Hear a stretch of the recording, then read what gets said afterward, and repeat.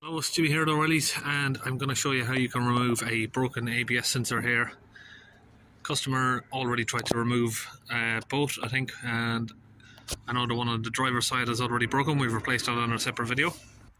So we've got the wheel off, and we'll start by coming around the back here and opening this 8mm bolt. So now we've got the bolt out.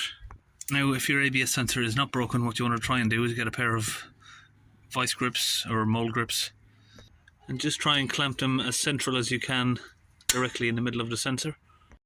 Once you've got them clamped on, you want to just try and twist left, right, and you want to try and pull the sensor as central as is possible without doing any sort of action like this left and right. You don't want to snap the sensor, you just want to try and twist it while pulling it up as straight and central as possible. But now if your sensor is old like this, it's inevitable that it's probably just going to break. So we'll keep twisting it slowly. Now what you can do is get some penetrating oil. WD-40 is common, but this is what I've just been trying out from the launch website, Power Lube Plus, and we'll just spray a little bit of that in there. So what this does is fizzes up. You can see there, it eats away the rust.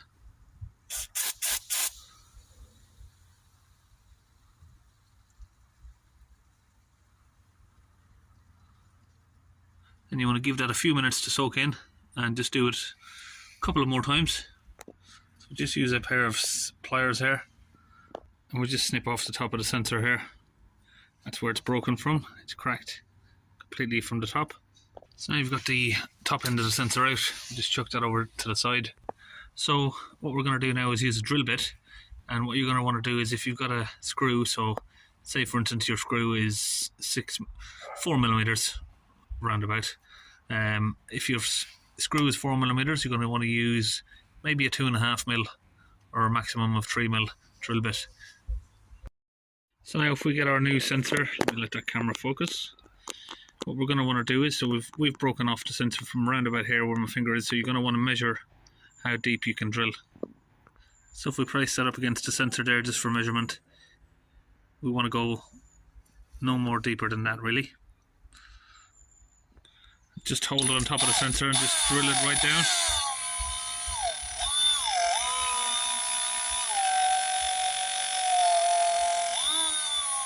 Nice and gentle, keep it very straight. Now we'll get our big screw, place it down in the center there. Just try and get a grip on it a little bit. Now we're just going to screw that down. Again, we want to screw it down nice and tight, but not too far. You don't want to go down too far and damage the ring that's inside of the hub there. Otherwise that means you're going to have to remove the complete hub and possibly replace the ABS ring or the drive shaft.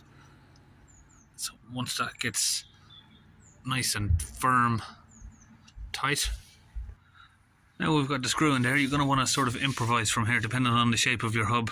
You need somewhere to leverage from, and some sort of tool, something like this, that you can hold over it, and then you're going to leverage downwards, and you might even have to use a little hammer and tap it down. And the other option you can do is get a mold grips, and just you're going to want to try and pull it, twist left, right again, and keep pulling directly upwards. So what I'm finding with this method is, if I'm turning it, the screw's just going in, and by pulling it, it's just not working. I haven't got enough strength to actually pull it out. Now if you had a long pry bar with a like a claw hammer edged end on it, you could use that to lever it up. This I'm thinking might work. So if we just press that in against there, we want to keep a nice tight grip on it and press downwards as hard as we can. Maybe we need a little bit of better quality tool, because this one is just bending. So what we're going to try this time is coming under the head, so we've got a nice area to grip on. bite the mall grips down. I need to tighten it up a little slightly. Another little turn, just get a tight grip there. Here we go. Now we're going to try and press downwards again. And there we go. We've got it out. You can see there it's nice and wet all the way down, so that penetrating fluid did get down there.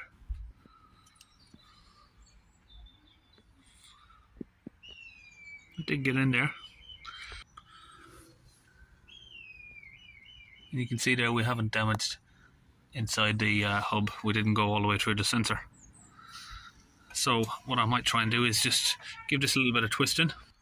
Now about cleaning out the hole here, it's a difficult one to say, because if you try and clean it out, you're probably going to shave off some of the metals and drop it inside, which we don't want to do. So we're just going to try and get the new sensor back down in there without trying to clean it really.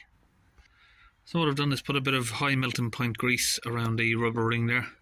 But remember, don't use copper slip on sensors. That'll mess around with the sensors.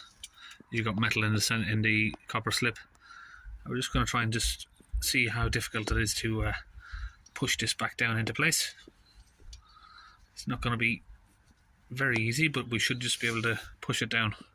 Now to get this in nice and even, we're just going to hold a pliers directly over there, and we're just going to tap it down with our hand from here, from the palm of our hand. And now we've just got it completely down, fitting nice and snug. So that's the bolt back in. Now we can come inside the vehicle and clear the code there. Once the codes are cleared, we just take it for a drive. With live data now we can see we have the miles per hour or kilometers per hour there on both the wheels, front left and front right. And the ABS light has distinguished. So that's it, all done. See you in another video.